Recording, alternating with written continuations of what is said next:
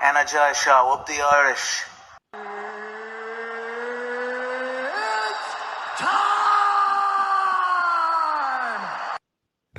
Okay, what's going on, guys? Welcome to a brand new episode of Energized, brought to you by Force Irish Stout.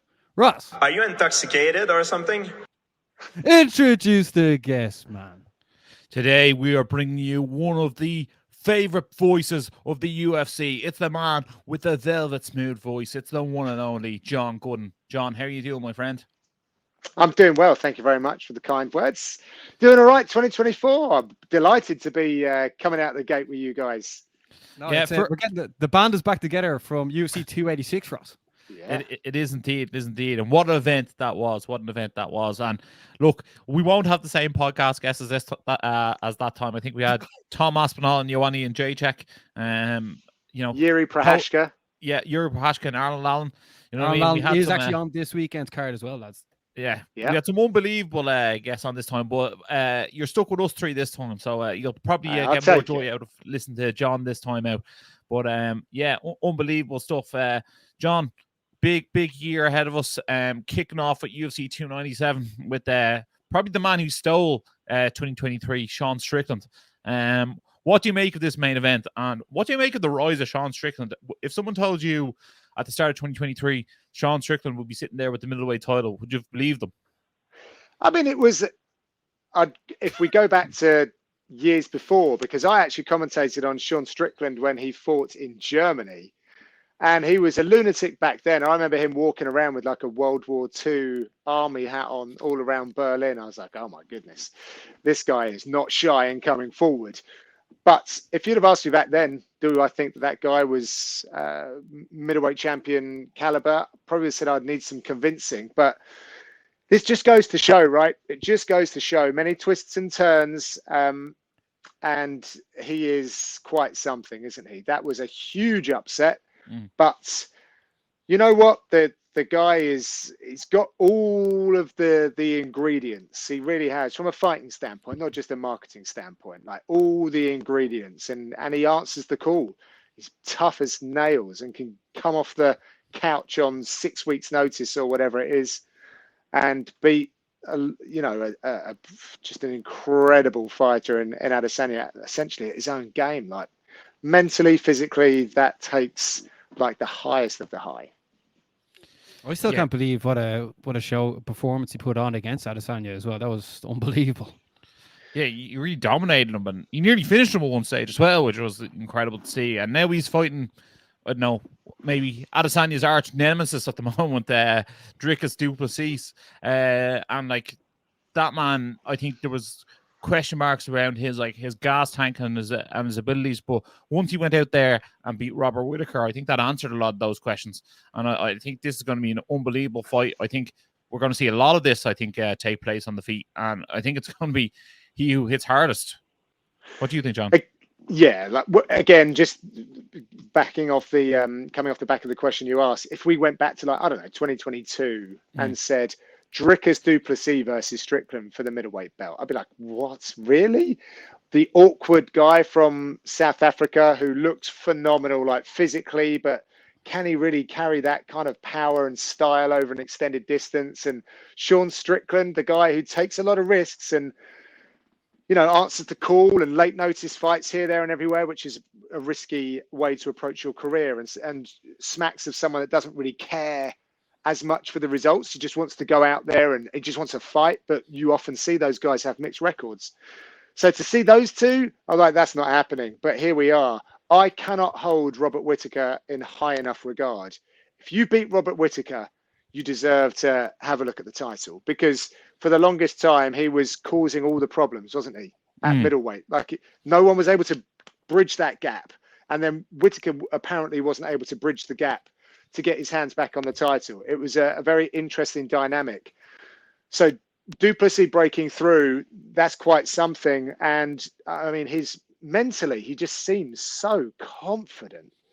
It's just, and when at the highest level, when you're looking at championship fights, I really do tune into those aspects, because there's just no doubt in his mind. And yeah, very durable, very awkward style.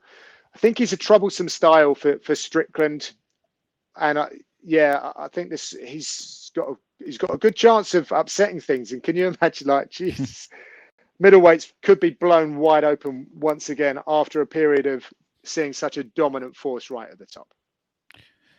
Do you feel like the winner of this actually has the capability of being a UFC 300 either headliner or co-main event as well against Izzy? Because I feel like Izzy brings a lot of star power.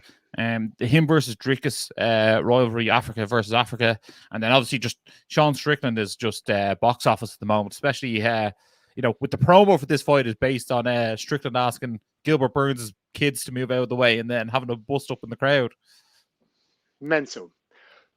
I think I can't see either Duplessis or Strickland coming out of this fight unscathed. So to turn around, I think it could be a real dogged war. Like if we really look at it, anything can happen. But so durable, both guys go forward, like they're going to be swinging hammers from the bell, and they can both take a dig. So this one could be 25 minutes of brutality, and then is that individual then in shape to turn around to then fight on the 300? So I don't know, but if it's Duplessis, for example, if he smokes Strickland, which is not something that I necessarily predict, but if he does do that, then that sets up a massive fight, at 300. And yes, Adesanya deserves to be a man on the billing at 300 for sure. And if it's for the belt as well, that means, all the storylines shakes out nicely for the UFC in the end, doesn't it? When you think, like who they're going to put on it, what names, they always get it done. There's always something mega that presents. Yeah, it's the first pay-per-view of the year, and it's like the most talked about fight so far, especially the way, as you said, what was it, at 296, the two lads got into a bit of an altercation. And like just even what Strickland's doing outside the cage now as well, the way he's going on podcasts, the way he's talking about what happened to him as a child, the way he got like very involved with Ian Gary as well. Like everyone's going to be tuning in to see this fight, aren't they, Ross? Yeah, he's definitely doing a great job of keeping his name relevant, and he's definitely an out there character. He definitely says things that a lot of people probably don't agree with, but they make the headlines every time that man puts a microphone in front of his face. The MMA reporters are getting 3 or 4 articles on it every single time. So he keeps himself relevant, and he's probably one of the most controversial champions the UFCs have had in a while, and that says a lot. But look, I think Strickland's very funny. I think he went a bit far with the Ian stuff, but I think overall he's very funny, and it's not as if he's really saying it going as deep as Colby Compton did against Leon Edwards. Yeah, well, I don't really think there's a place for what Colby did in the sport anymore. I think that was far too far, and you can say he plays a character or whatever, but you don't bring in someone's parents, let alone what happened to Leon's dad. So look, I don't think Strickland would cross that line, but you never know with these guys. They're wild cards.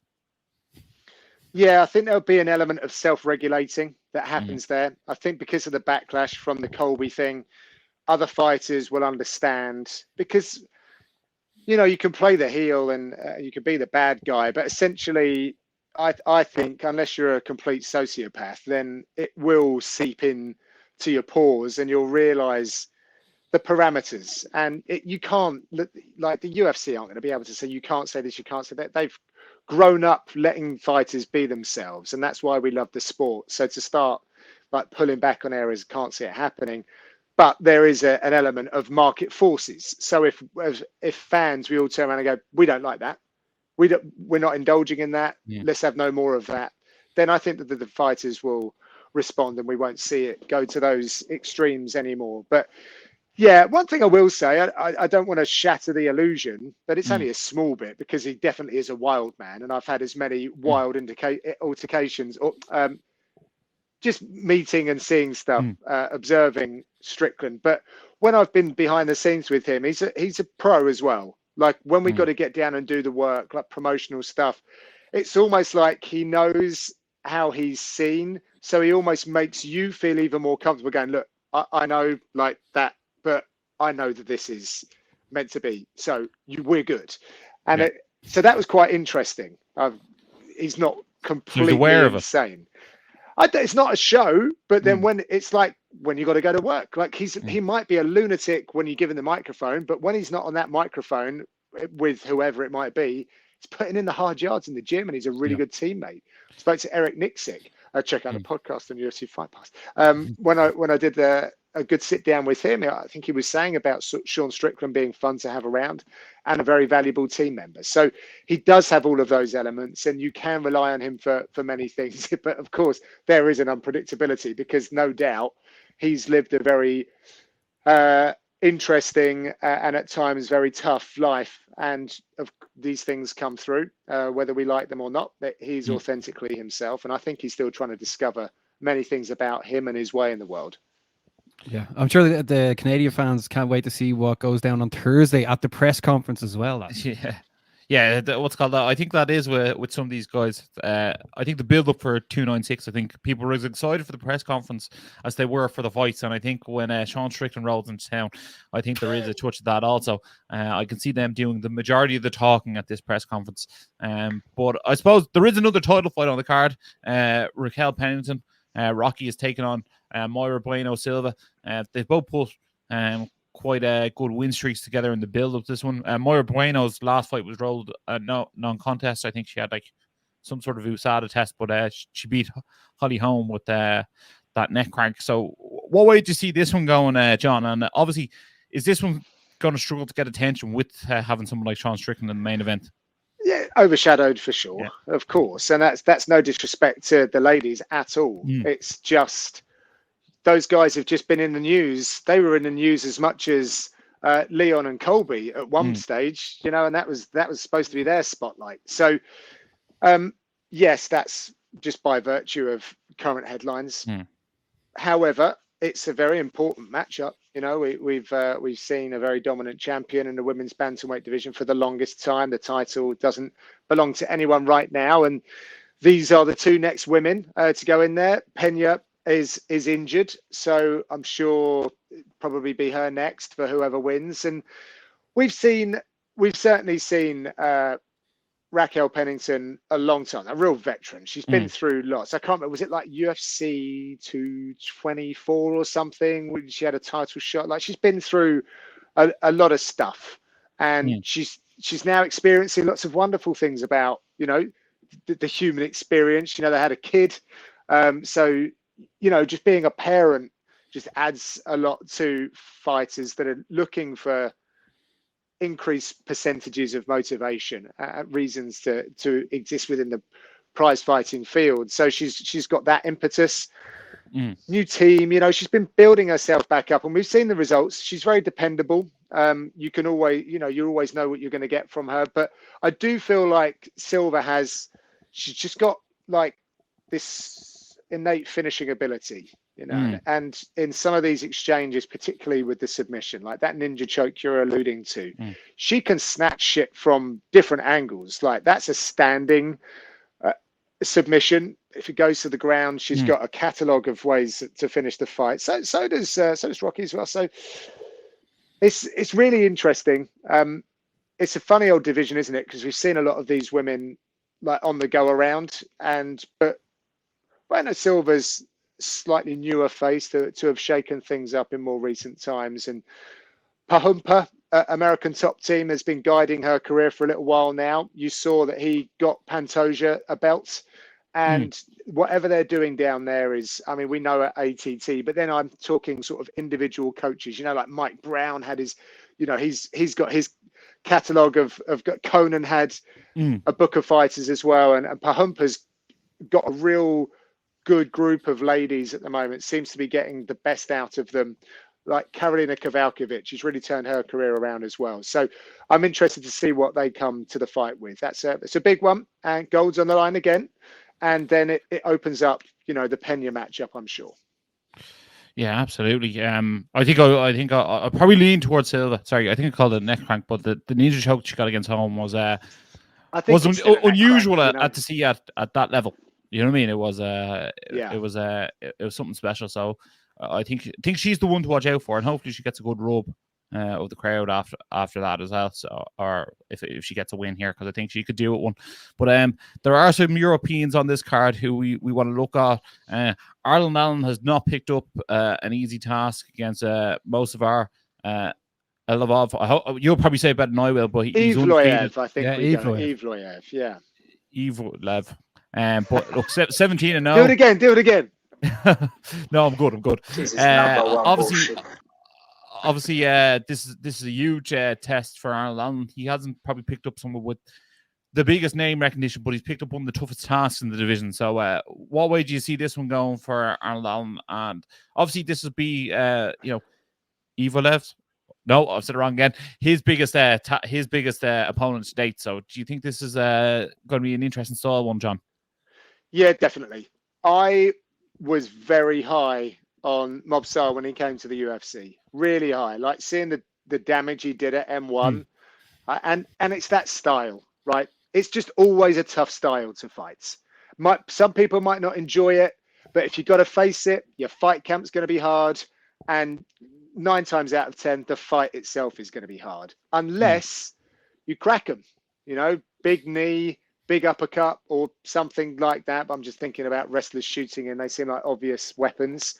He's been itching for the opportunities and sometimes he's had to take like late notice fights. So didn't look at, it wasn't as convincing in his last outing as I thought he might be.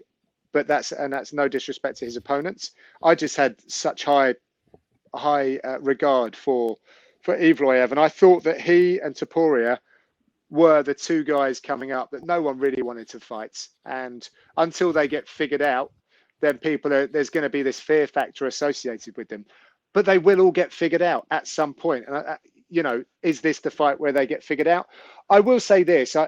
On my travels over the last year, when I've had this conversation about Evloev, I've spoken to a couple of coaches that really do think that he's a little bit overhyped, and they feel like they would be okay with their fighter going in there and having a crack. So that made me kind of go, okay, maybe I've got this wrong, because I'm very much the guy I'm trying to hype. Yeah, of course, you undefeated fighter. You want to. Well, I see these guys. I know what it's like I'm still trying to learn how to hit a decent double or single leg, and I've been trying for many years. So when I see these guys suplex their way out of a front headlock series from Mike Grundy, who got a Commonwealth gold, bronze medal, silver medal. Sorry, Mike, if I got that wrong. But I'm just looking in amazement. So maybe I get wowed by certain things, and that's why I talk about it, and I don't fight in the octagon. But yeah, I got to now give some love to Arnold Allen, though, right? So he got in there with Max Holloway at a time when I think a lot of us commentators in the sport would have said, now's the time to face Max Holloway, like after what he's been through. But we actually said that just as Calvin Kattar was facing him as well. And then he had this fantastic performance. Max Holloway just doesn't go away. He's slipped a couple of % every now and then, but otherwise it's just looked phenomenal. And he did it again against the Zombie. So we clearly know he's right back. He's firing on all cylinders. So many things come together on fight night to make you have the best possible performance, slightly under your typical form or a shocker. And Max Holloway has unfortunately just not had his most golden moments when it really counted. So people started questioning him, but we shouldn't. He's just right up there. And Arnold Allen found that out. He was on an incredible tear. But would he have learned from it? We're about to find out. John Kavanagh wrote win or learn. And yes, as long as you do the necessary on the back of it, as long as you take whatever was wrong and you diligently work on fixing it and you progress your game and then you put it to the test and you hopefully hit a flow state where you can really show your true colors again. He's gone back to TriStar, really loves his time over in Canada with the room, with the coaches. So there was nothing really wrong, I don't think, in the UK. It was very hard, though. A lot of traveling, probably exhausting. So I'm excited to see him back. It's a very tough test, but someone's got to do it. If he gets past Evloev, then he's right back up there as well, isn't he? He's in the mix, and featherweight again could be the division to watch in 2024. John, what would be the perception of Arnold Allen in the UK? Because he's a fighter with a great record, but sort of goes underneath the radar. If he'd have won that Holloway fight, I think it really would have propelled him. Even without that, you've got a main event, and it starts. Your name starts to kind of gain some momentum, but then you go back to Canada, and then you might lose some of that just because you're not with the man on the street. You're not bumping into him at the service station when he's taking a shower after, being on the mats with Leon Edwards. And that's another thing. Yeah, well, you're on the mats with Leon Edwards. There are countdown shoots. There's multiple media visits from the BBC, etc. You're in the background. Leon's mentioning your name because you're in eyesight, so that helps. But if you're no longer there, then you're just not. It loses a bit. But that doesn't, as long as his training's okay, it just means that some of the other marketability issues may suffer. But then a big win, because all that really matters are results at the end of the day, and Leon will tell you that, of course. But I think that's the thing. He's got a good personality. He's a funny guy. But he's probably not everyone's cup of tea. You've got to invest a little bit of time to understand where he's coming from. He's got a very dry, unique sense of humor. Yeah. I personally love it. I think pound for pound, like top 10 funniest people in the UFC. He's really funny. And, he's got the thing going on with his dad. There's so many things for us fans to latch onto and enjoy. Even the way that he markets his merch is just hilarious. I think it's really well done. And it's him, his missus as well, I think. That helps with that. So and it's honest, it's like a family thing. I really enjoy that. Like his dad and his brother, like the power lifters. There's so many things to love about Arnold. Listen, I've been following the kid since he was 16. I'd like to call him a friend of mine as well. So I obviously want to see him do well, but I was just being on with my honest assessment of perhaps why he's not popping right now. But not everyone does. And until in this country, we were talking off camera, that I still don't really feel like the country, like our region, has hit the popularity height. There's room to go, which we should be excited about, is more what I should say. People still don't really understand our sport, let alone the individual sort of players within it. No, I get you. No, but he's definitely one to watch as well. And he's a fan. He's a fan of an on-meal deal as well. But for people tuning in as well, SPG Ireland's Brad Katona, the Ultimate Fighter champ is returned this weekend against Gareth Arnfield. Ross, Brad won the finale last time out. What are you expecting this weekend? Yeah, I expect Brad Katona to go in here and pick up the win. I think he's looked great as of late. Coming into the Ultimate Fighter, he was the brave world champion at bantamweight. I think he'd already won the Ultimate Fighter before. He went in there, somehow became a villain. One of the nicest guys of the game, became a villain on Tough. I feel like he was one of the best fighters in the house. He went the hard road to get the job done. I thought he looked good against Cody Gibson in the final. And I'm not that familiar with Gareth Arnfield, but I feel like he's probably fought tougher before than he has in front of him. Now, I could be wrong on the night, and Gareth could surprise me, but I think Brad's ready to get in there and mix it in with some of the names in that division. And I think it's quite similar to someone like Arnold Allen. He is a bit on the quieter side. He does have a few quirks to his personality that probably don't push him into the casual fan base as some other fighters might do. But I definitely think he's got the skills to pay the bills, and I'm looking forward to seeing him. Yeah, and then also there's another person on representing the European scene. John, your good friend Sam Patterson is back. He's back. He's back in a new weight class, and he's had a long time out. He's been in the workshop. He's been building. It's I get kind of emotional talking about Sam, because when you see things up close, the whole reason I got into this sport was because I thought that the guys that I was training with just didn't get the love that they deserved. People didn't know who they were. People had no respect for the skills that they had as athletes. Other sportsmen would like look down to them probably. And I thought, no, this is wrong. Like I've been involved in quite a different sports over the years, and MMA fighters are just elite. Like what they go through is unbelievable. Yeah. So I then started working in the business. And what happens when you work for the UFC sometimes is you're operating at the highest level, right? With all the highest level athletes. And sometimes you get a bit disconnected from grassroots level. And I used to, as part of Team Crossface, I would travel around maybe a little bit with the fighters, and I'd maybe help out with warm-ups and padding and cornering, etc. But I haven't done that for many, many years now. But then with Sam, seeing his journey, seeing him come up, seeing the sacrifice again, it's not just Sam, like Charlie Leary. If the PFL are listening, Charlie Leary is sitting there hungry and he is never disappointed. Please give him a fight soon, because I've got friends that do this, that have kids and wives, and they're living not even paycheck to paycheck anymore. Like there's just nothing. They're earning like one fight's money a year. It's so hard, man. This game is so tough. It really is. So with Sam, there is the last result, like you zig and they zag, and it's so tough to take. And he's such a good kid. Not that it matters in the fight game, but he's a really lovely, lovely bloke. He's the kind of bloke that will help your grandma across the road with her shopping. He really is. I would trust him with my daughter. He's just such a nice guy. So the work he's been putting in, and he's revved the engine so hard. It's a new weight class now, so his body's been able to take that kind of punishment a little bit more. I just hope he gets to show what he can do, because we didn't really get to see what he did in his first outing, and he needs this. He deserves this. He's got a fair matchup as well.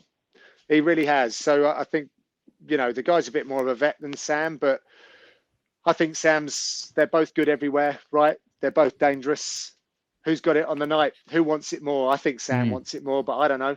It's I hope he gets it, but that's only because I'm a close associate of his. But the best man must win. Yeah, both men have great finishing rates, so it's definitely one to make sure you're tuning in early to see. And, live on UFC Fight Pass. Live on UFC Fight Pass, baby. And look, we just heard a passion speech there from John Gooden on Sam there. So make sure to get down to, or make sure to watch early to see him fight, because I've only ever heard he's one of the nicest guys in the game as well, from the Irish shores as well. So let's get behind him. Can I weigh in on Brad Katona as well?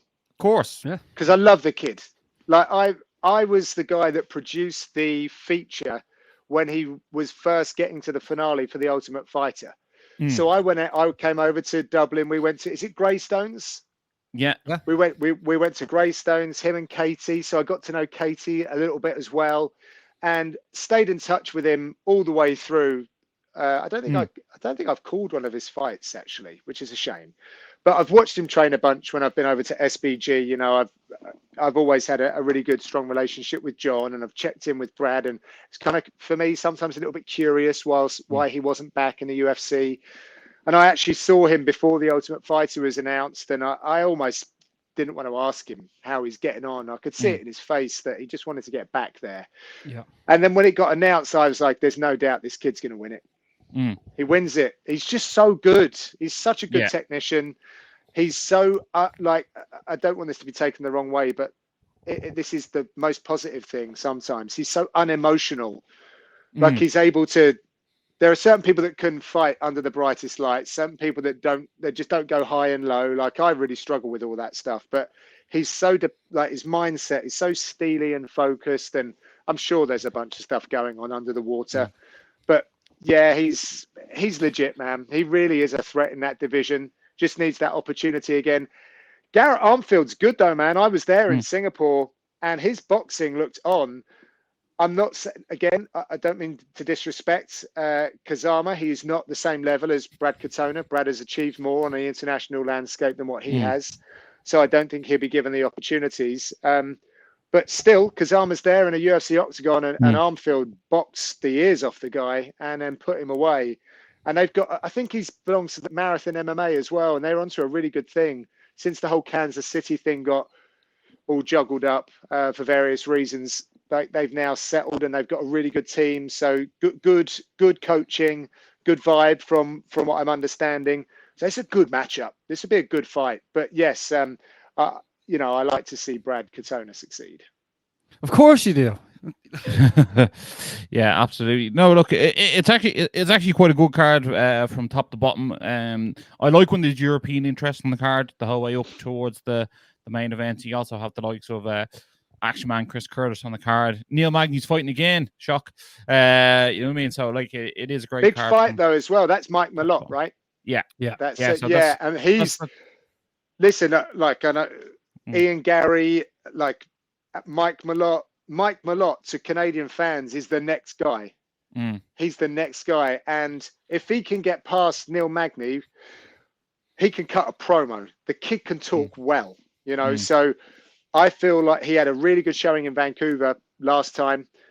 He was in front of his home fans. If he can double down on that, like he'll get a good bit of momentum. And if you're like pushing a market like he is for Canada, because they're not enjoying the GSP era right now. They're building back to it.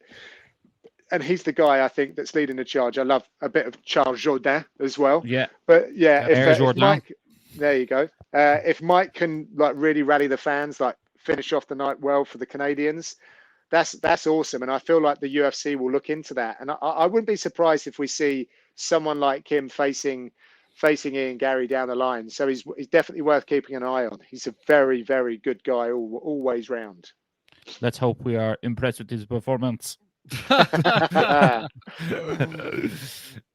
had to do it. I could not do it. No, that was pretty good. Well, welcome back. We're back, lads. We're back. The A team is back here, lads. Absolutely.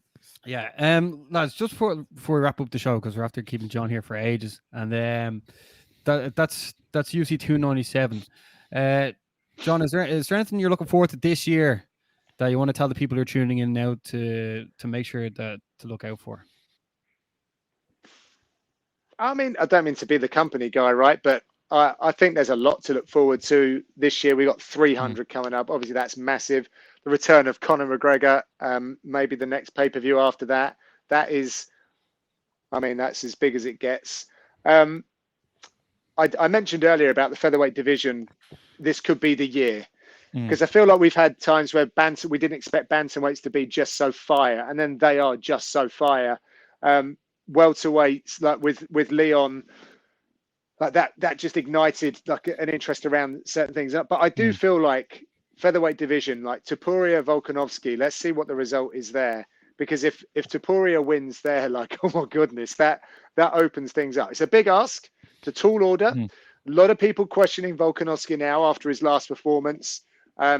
Just his ability to recover from a stoppage like that.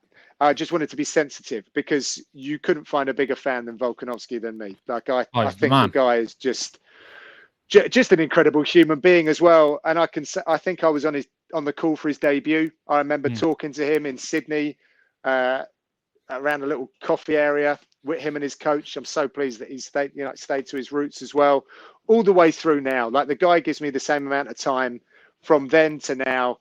Just a stand-up dude, really is. Love him to bits. So, I hope he's in the best position to put together the best performance. That's all that we can hope for, right? And Topuria, though, like there's something special about that kid.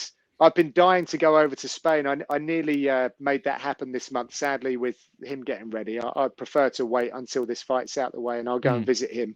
But I'm very interested in his story. He's got double the following of Volkanovski on Instagram. To the Latin market, he's huge. He's got like a really interesting life in Spain that I'm desperate to find out about. He seems to be on all the talk shows. He's got a beautiful other half. He's got a child as well, so he's got the dad thing. He's sort of like a celebrity couple, and then he's got all of these famous friends. He drives around in supercars. Like, I want to go and find out more about Ilia Topuria, and that's forgetting like his Georgian roots as well. He probably can't even move if he was to go back over there. So there's a lot of stuff, and then of course the geezer can rip to the body. He can twist the head off your shoulders if you give him half a chance. So yeah, it's all the makings for a big one. I think it's a couple of cultures colliding with that Hispanic, and really interesting, really interesting. So I'm excited for that. And then the UFC looks to be visiting some new regions this year. Did I see? I don't know if it's official. I was following a UFC India account, and they were teasing like a visit to India yesterday, I think it was. So I was like, really? I didn't know anything about that. There's like stuff going on in the Middle East, so loads and loads to look forward to. Hopefully, new territories unlocked. I'm sure there'll be some new champions, and 2024 gets going with a big pay-per-view this weekend. Basmo, sounds like Hans Santoja boy is balling out. Who doesn't want to go to UFC Ibiza? No. Could you imagine something like that? I mean, I can't see it. I can't see the UFC going to Spain, but because that's the thing, right? You almost have those. Sorry to cut you off. You almost have those fights, those fight nights in these regions that they haven't previously unlocked, with someone that's not a pay-per-view draw. Because they're not going to go numbered event to Spain, I don't think. I mean, they'll do anything they want, but it doesn't typically happen, does it? Like Conor in Dublin. No, you need to prove it, really. Yeah, you have to. Like Ian Gary right now, I'm sure he could headline a fight night in Ireland, and that's. But if he becomes a champion, they'll probably want to take that stateside or somewhere, or the Middle East, somewhere like utterly huge. Not saying that our region isn't huge, by the way. It's just more difficult to make. Like the logistically, etc. Yes, time zones, blah blah blah. So I don't know if Topuria wins now. I'm not sure we get a Spain. We maybe should have had that like last year, but it's easier said than done. I don't know. I'm down for it though. Ibiza. I did a. Here's the problem though. Here's the problem, fellas. The only other work I do is in the triathlon world, and I did a triathlon commentary gig in May of last year. And preparing for that was a disaster because it's party town. Like any hotel you go into, people are getting ready at midnight to go out. And this old bastard who was trying to, be good and get ready. I didn't sleep for nearly a week. It was mental, and I wasn't out there having it large. You definitely were, John. You definitely were. I was there studying like a good boy that I am, and it upset things. So as much as I'm calling for the Ibiza thing, perhaps Topuria or Conor can lend a yacht that we can all get a good bit of shut eye on, so that we're away from the sea. We'll send that clip to Mrs. Gooden. Yeah. Baz, quick, what are you looking for 2024? Which are you looking forward to? Yeah, well, like this main event this weekend is the main event that I'm looking forward to the most. But also the Sean O'Malley Cheeto Vera rematch as well, because like those two lads have just been part of each other's stories the whole way through to this point. And then I'm looking forward to when the UFC announced their comeback to Europe, lads. That should be a good crack. Yeah, Ross. Yeah, absolutely. There's a few, but like I'm looking forward to seeing where Tom Aspinall goes next. Like I'd love to see him fight Jones or Stipe. I feel like there's far more interest in those two fights from the fan base. I feel like he's certainly making it so, isn't he? He's giving it a good go. Bless him. Good luck he to is. him. Why not? He is, and he's doing it in the sort of nicest way possible. He's just calling it straight facts as he can. Yeah. So I can't wait to see that. I can't wait to see how the light heavyweight division plays out this year. I feel like that. I feel like we could have 2 or 3 champions come the end of the year, depending on how often the belt is defended. I feel like that's wild. Who do you reckon? Who do you reckon? I don't know. I have a sneaky feeling that Yuri might end up back with the belt come the end of the year. I feel like if he beats Rakic, and then I don't know, I think Hill Pereira is almost 50-50, even though like most people favor Pereira. I just think Hill's boxing's very good. I'd love to see Hill versus Yuri come the end of the year for the belt.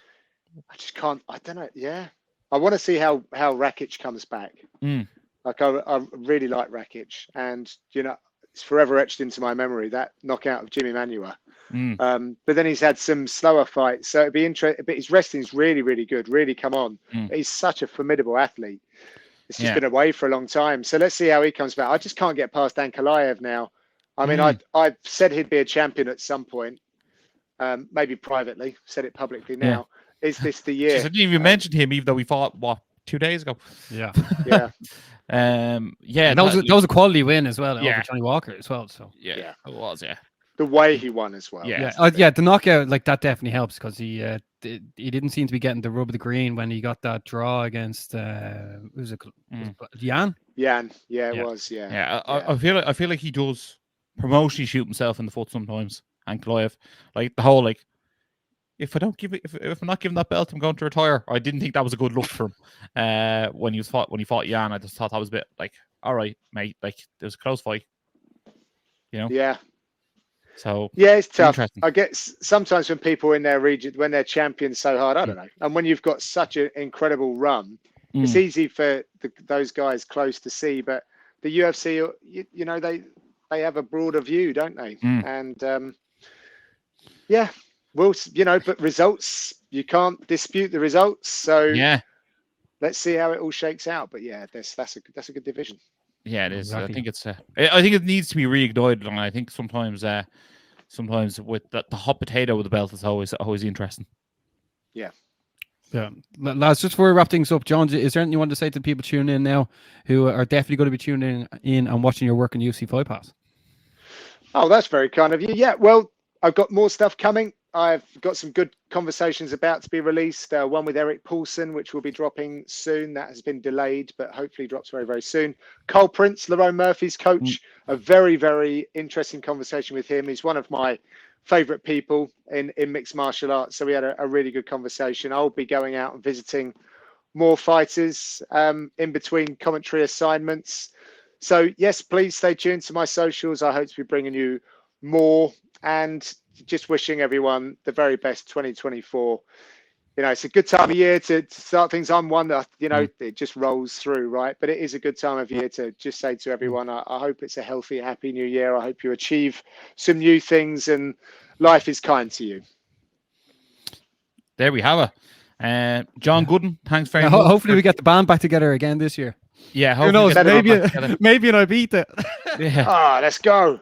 Yeah, I was going to say Manchester, but I beat the sounds way better. Yeah, man. Yeah, so We can bring Ibiza to Manchester. I've heard Deansgates. Is that a place in Manchester? I think that's probably, yeah. You already know, John. You know.